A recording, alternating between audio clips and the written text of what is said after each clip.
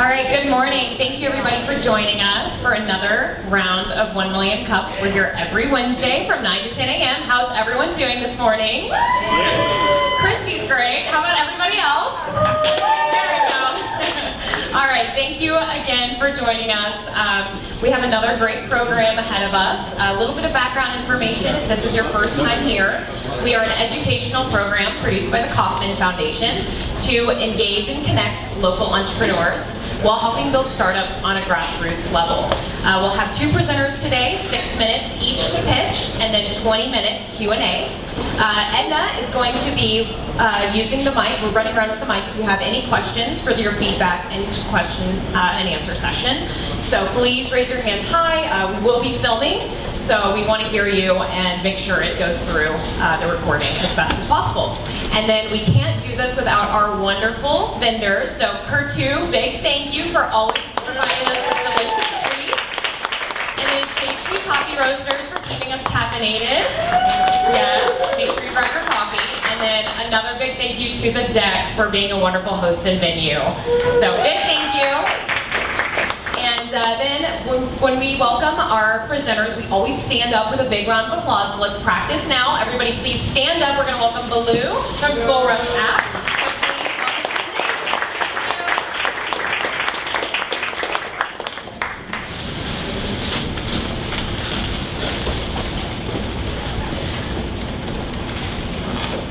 Morning, everybody.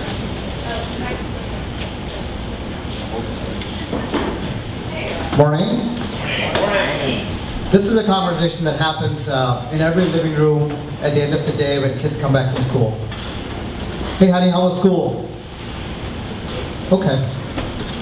Do you have homework? Well, the fact is, there is a lot of homework in backpack mail. There is an important reminder from the teacher in email. There is upcoming events on the website. Nowadays you get text messages from schools. And there is just too much information out there, but it's very challenging for parents to see what's going on in school and what's coming up. Schools, on the other hand, have a challenge communicating timely and relevant information to parents. They have to send repeat reminders for events and yet experience low engagement from parents. On the other hand, there's a demographic shift happening. If you're in elementary school, you're probably having to deal with millennial parents. That's a generation that has grown up with smartphones and mobile devices. Some of them don't even use emails. Contrary to popular belief, women are more tech savvy with smartphones and apps than men. Moms run their lives with smartphones. They connect with their family, friends, work, and we feel like schools are missing out on this channel. So that's where SchoolRush started. We're a mobile-first application. We're not an app company that shoves a website into a mobile device. We flip it around, where content is actually generated by teachers from the classroom, sharing important events, homework assignments, also more engaging content, pictures from the classroom. So the conversation at home changes from what you do at school to, hey, that was an exciting project or presentation I saw. Talk to me more about it. The other difference about us is we're a school-wide deployment. We don't believe in individually teachers setting up an app for their classroom and they have to do it over and over every year.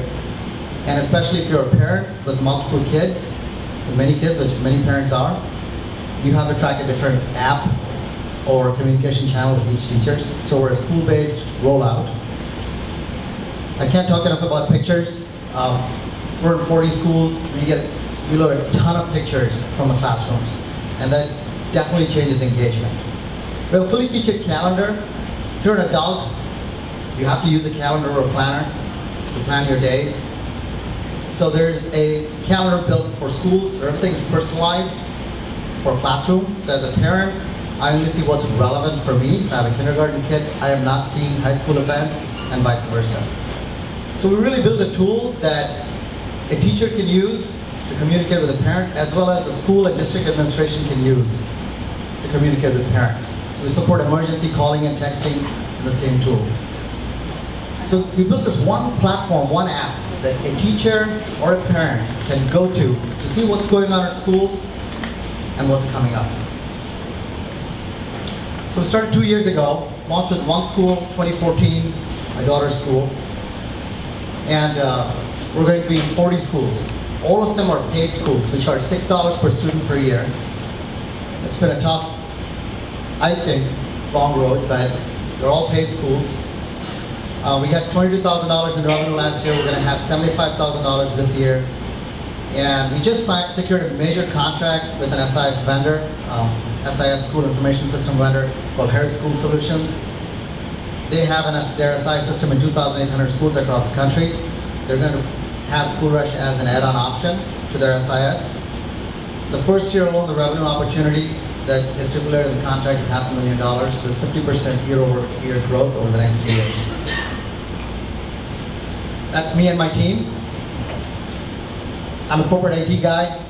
I started this when my kids were young. Actually, my daughter's school came to me and said, "You're in technology, can you develop an app?" And I said, "I will, but not just for you, and other schools can use it." So they're my inspiration. They're right here today.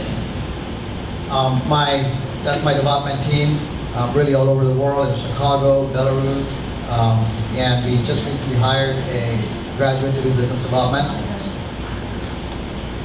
So we've been bootstrapped so far, mostly because I didn't want to do the VC circus. And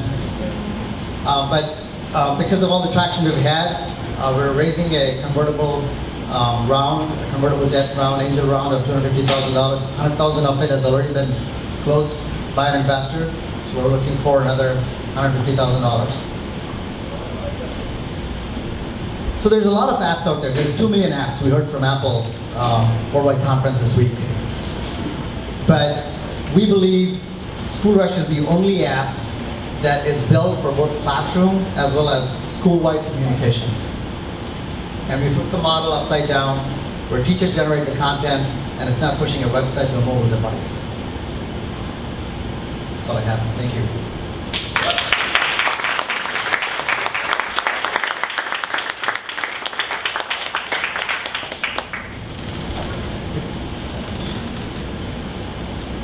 I think we're ready for some questions. Opening up for questions. Please raise your hand high.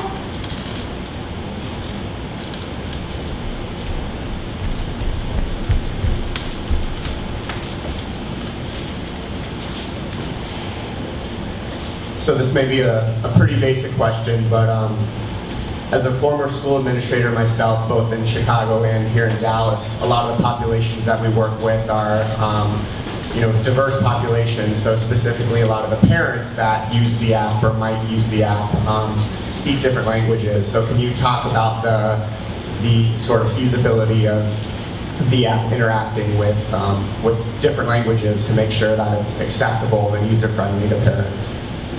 Great question. So we started out in private schools, but actually last year we started getting into public schools, and we started running into a lot of different languages. So we currently support multiple languages, so a teacher can post a message in Spanish or really whatever language they're comfortable with. So that's number one. Number two, I oftentimes actually deal with perception when we go to public schools, and administrators actually say, "Well, this seems like really cool, but it's for wealthier demographic parents." Actually, contrary again to popular belief, a lot of low-income people, actually the only computing device they have is a smartphone, and they access internet through their smartphone.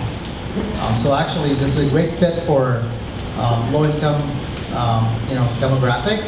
But I think there's still a lot of perception out there. And I think we have to just continue to educate the environment. Question over here. Sorry. Can you talk a bit about your competitors, or are there competitors that are in this space doing mobile-based applications for schools to parents? Yeah. So, good question. Competitors. So there's really two kinds. I think there's free apps I think there's a couple of prominent ones. Remind, Class Dojo, if you're familiar with them. They're both Silicon Valley-based companies. They're both free apps. They're both teacher-driven applications. They've done one favor to the entire industry. Number one, they've proven that actually apps is where parents are, and teachers are comfortable using apps. So Remind is used phenomenally. They're doing great. They've raised a lot of money. They raised $40 million last year. They still don't have a penny in revenue, and I don't know actually how they're going to ever make money. The freemium model in education has not been proven yet. It's a really tough model to convert a free user to a paid user. So I think they have a challenge ahead. Class Dojo is doing well as well. They're focused more in the elementary school environment, but they're also a good communication tool. They're also free. Teacher has to set up. One of the ways we differentiate ourselves, that we're just not, again, a teacher setting up their classroom and doing it over and over again, and actually school administration having no control over it. We sync with school systems. So number one, there's no setup involved. Number two, there's a whole level of administration and management capabilities we provide. So we're kind of like a B2B business that we're providing to schools. So that's how we differentiate with them. There is larger players. The larger ed tech companies are investing a lot in mobile, and that's a good thing. I think they're educating the whole industry that this is where the parents are, but they are just, I want to say maybe 3 to 5 years behind in terms of understanding how to do this. So we have an advantage, and that's helping us get big partnerships. So Higher School Solutions is a big partner. They realized rather than building it themselves, they partner with a startup like us.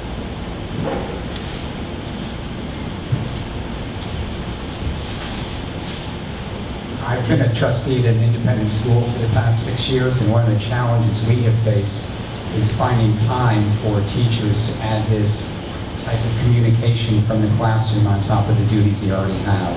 What's been your experience so far with teachers having the time to communicate? Great question. I think there's definitely a lot of truth to that. Actually, teachers don't like administrators telling them how to do their jobs. They have a difficult job on their hands, managing 25 kids, 8 to 5. If anybody has kids knows how hard it is just to do that with 1 or 2 kids. 25 kids is hard, so you definitely don't want to give more stuff to them to do. So the difference with us is we're actually helping teachers. We tell them, the tool is really built based on teacher feedback. We're helping them do their jobs easier, faster, better, so they don't have to send repeat emails, repeat reminders, and parents asking, oh, I'd like you to put that on Facebook, or another parent saying, no, send me an email, and another parent saying, oh, send me a printout every day. So our app actually helps them. They can do it in one place, and parents have access to it in multiple ways. We support emails within the app as well, so when a teacher posts a message, an email goes out to parents too. So that's how we've been able to kind of, bring teachers on board.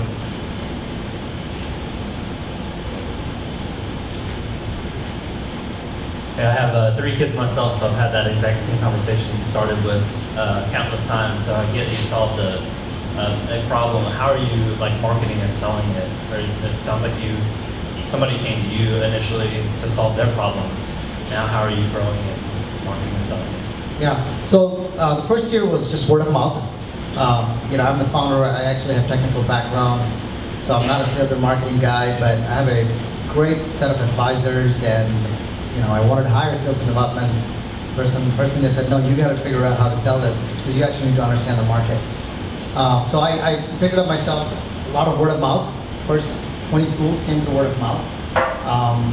But I attended a lot of conferences. But now with the web and social media marketing, we're actually getting a lot of inbound requests. But that's not very scalable. So I think we are looking to hire. That's why we're seeking the funding. We're seeking is really to bring that ed tech sales and marketing talent to grow. Any other questions? There's one more. So I live in South Lake, and we use, in the schools there, they use Class Dojo. So how would you actually convert a school that's already using a free system into using yours? Yeah, what I find, a lot of administrators actually are not comfortable with teachers using different tools because they actually don't have any control. There's no management or administration control. So it's actually a good conversation to have when a school is already using Remind, Class Dojo, or whatever app they may be, and say, look, your teachers are already using it. If budget is not an issue, we do everything they do. We actually give you more features, which is the SIS sync, the management or administrative capabilities. So that's how we've been able to talk to schools and bring them on board. But we're not going to win everybody. Budget, priorities, school districts have different goals. But I think we have enough customers that we've been able to convert. Other questions? We also welcome feedback.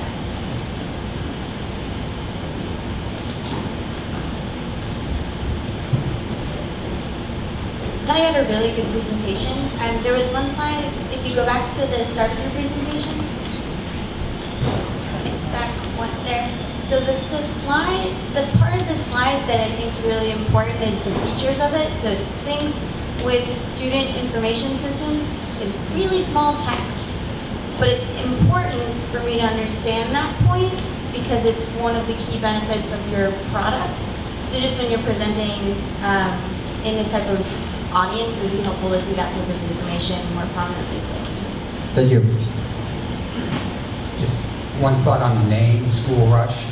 It reminds me of college students being rushed to join a fraternity or sorority, which is a very different story. Thank you, actually. That's interesting. People have asked me why I named it. I think, I tell it, if I have a minute, I can, the name behind, the story behind the name. So I think if you're a parent and you get your kids ready for school every day in the morning, and you get on the bus or go to school, you drop them off, you're like, it's almost like a rush from a marathon every day. So, we're helping parents with that school rush is how we came with the name, but I think it's with the feedback.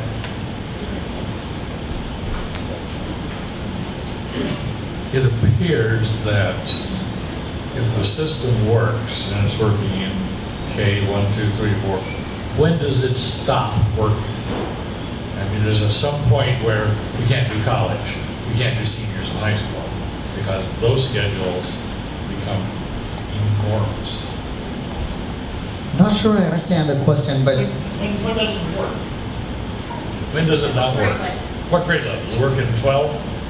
Does it work in college? okay. I understand the question. So our sweet spot is actually K through 8. There's pre-K. I have a couple of schools that came inbound and they use our system, but that's not, we don't focus on that. There's some systems that just do that. And those tools provide how much lunch did the kid eat, or how many times did the kid go bathroom. We don't track that.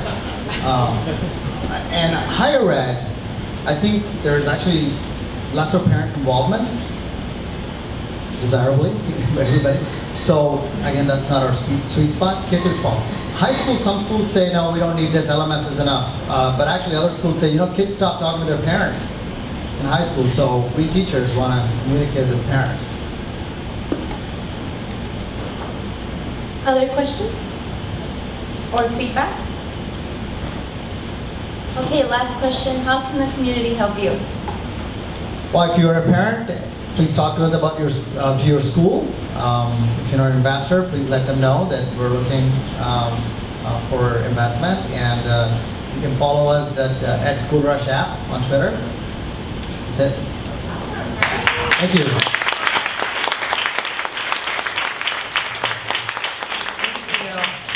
All right, well, before we get started with our next presenter, just a quick reminder that we are active on social media.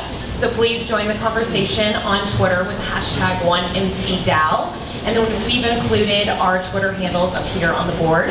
And then another new little treat that we have for everyone is a board outside by the elevators where you can put all of your events, upcoming events on there with your information. That way we can share within the community. But great, next up we have Showman from VaultMR. So everyone please stand up with a big round of applause.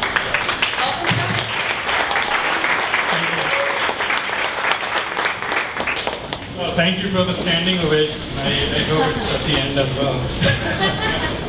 All right, so my name is Shomin Bhattacharya. I'm the Chief Operating Officer of Vault Medical Records.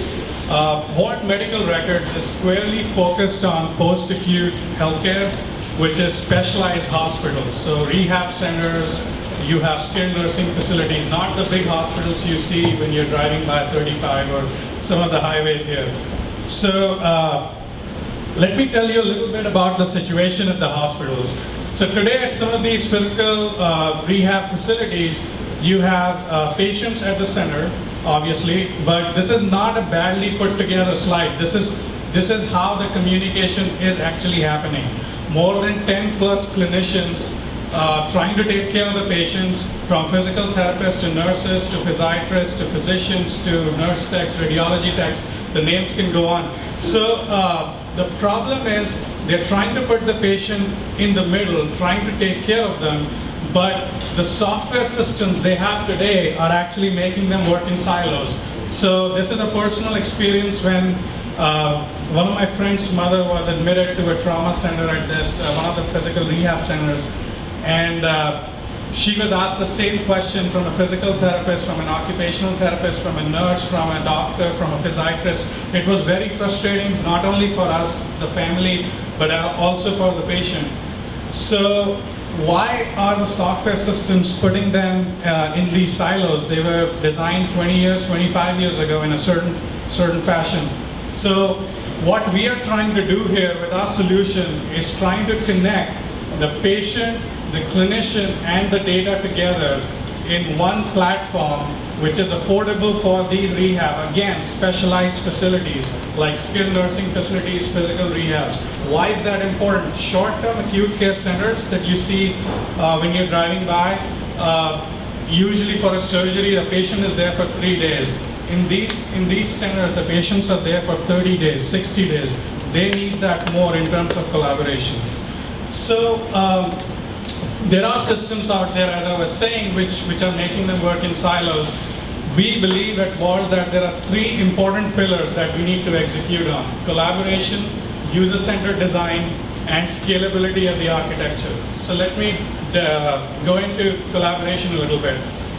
So a few years ago, several years ago, you would have seen archival databases like resume. So you upload your resume to dice.com, monster.com, and you don't know what happened to it. You don't know who looked at it. You don't even know whether you will even get a call from the hiring manager. Then came along LinkedIn, changed the way recruiting happens. That is how we see the Vault Medical Records platform compared to the existing systems that are there in these facilities. We look at user-centered design the same way. We are proudly stating that we are by the clinicians, for the clinicians. So we set up a panel of clinicians right in the beginning when we started the software, with 15 plus clinicians having a combined 200 plus years of clinical experience to design this platform. And this will be the DNA for our company as we go forward and we take active feedback from them. The third is the scalability of the architecture. Now these systems that are existing had been designed 20 years, 25 years ago, but this system has been designed with 2015-16 technologies from the ground up, ready for big data, voice to text, artificial intelligence, connecting with devices for Internet of Things within the facilities. That's how we see the architecture evolving as a living organism in this company. So, what's our traction? So we started in October of 2014 from ground up. We signed our first 5 hospital system contract in June of 2015, even before the product was completely developed. And we are right now working with some of the accrediting bodies from healthcare to get the collaboration going in terms of walking into these facilities and telling them they're audit ready or compliance ready. And we'll continue to work on that. But more importantly, this 5 hospital contract should, when we have all the 5 hospitals on our platform, should run about $750,000 in annual run rate. And 2016, we are looking at about $200,000 in revenue. So what's a revenue model? It's actually fairly simple at this point. It's a flat subscription fee per month. There's an initial setup fee depending on the size and facility. And then the third one is the professional service fee if there's any customization out of the box. The market opportunity is huge. We estimate it to be $4 billion across the entire post-acute space. This is the total targetable or addressable market space for us. And if based on HIMSS analytics, if 2% of the revenue is spent on it, that's where the $4 billion total market size comes to. And that's a huge market. We think that needs disruption. We do have competitors. We do think that with our architecture, we are poised on the top right quadrant compared to all the existing systems that are there. We have a great team. Other than myself, we have Matt Moore and Thad Bidlin, who have started many companies. They have done 2 IPOs in the past. We also have an in-house person right here, Edna Navarro, who is also working with us. And we have Nikki Ralston, who has 25 plus years of clinical experience. And that's it. Thank you. Questions? Questions?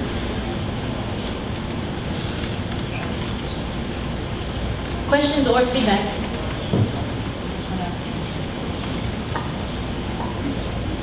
No questions? Oh.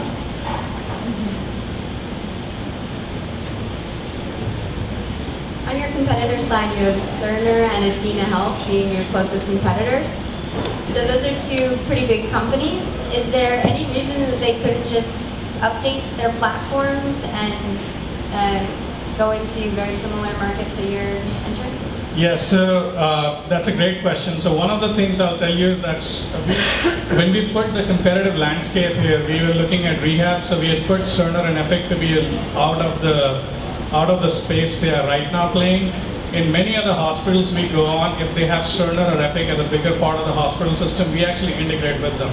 So we can integrate with any of these systems if they're already existing in the hospital. Now the second part of the question is, can they update their system? Yes, they can. Oracle Sales Cloud took 8 years for Oracle to update to get to where Salesforce is. It's harder.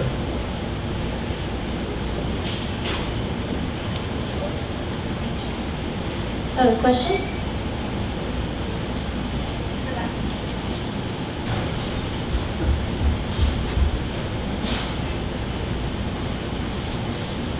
Can you, in brief, re-explain what you do?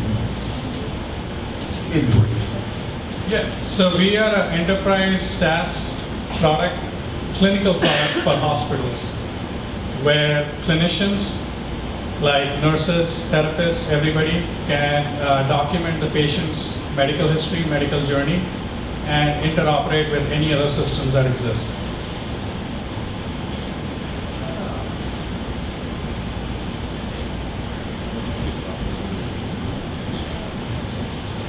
So you had talked a little bit about your system helping avoid redundancy in the process, and I don't know if this is as much a question as a comment. A lot of the redundancy that you see from acute care, emergency care, all the way through what you're talking about, post-acute, long-term care, that redundancy has less to do with communication and more to do with preservation.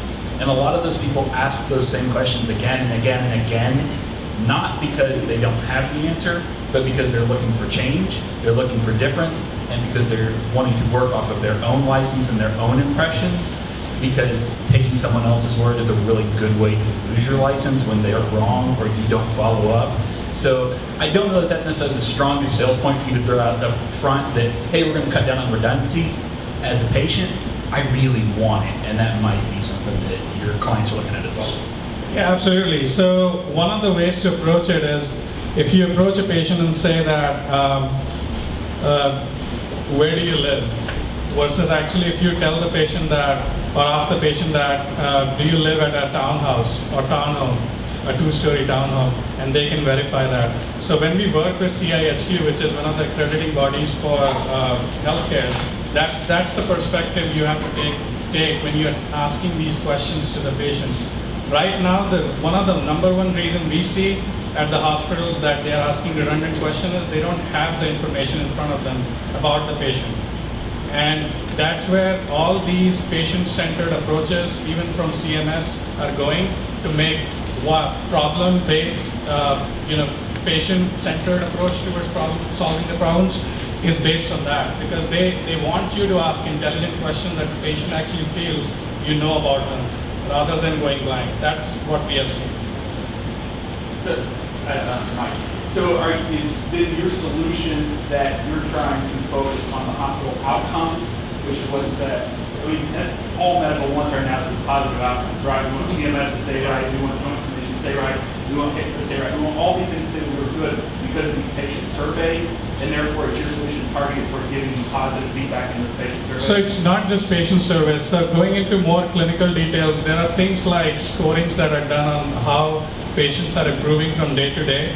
In our platform, when the different clinicians are actually working on those patients, you can see the scores at one spot, like a stock chart, as you would see for a share price. That allows the administrators to see whether the positive outcome is even possible.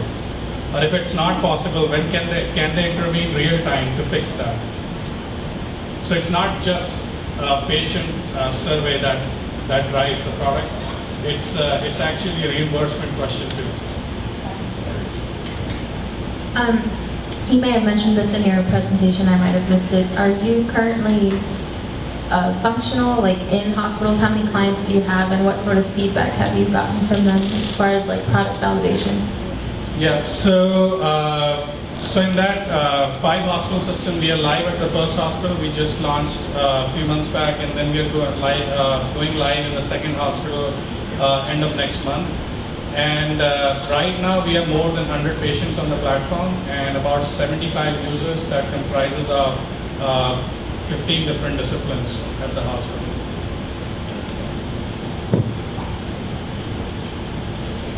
Questions or feedback?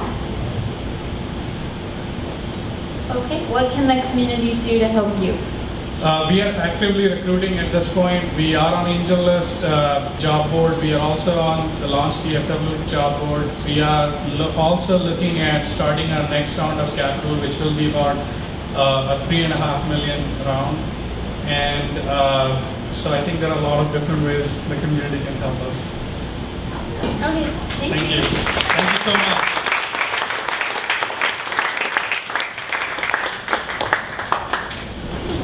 All right, so that concludes our program for today, but please stay in network, talk with the presenters.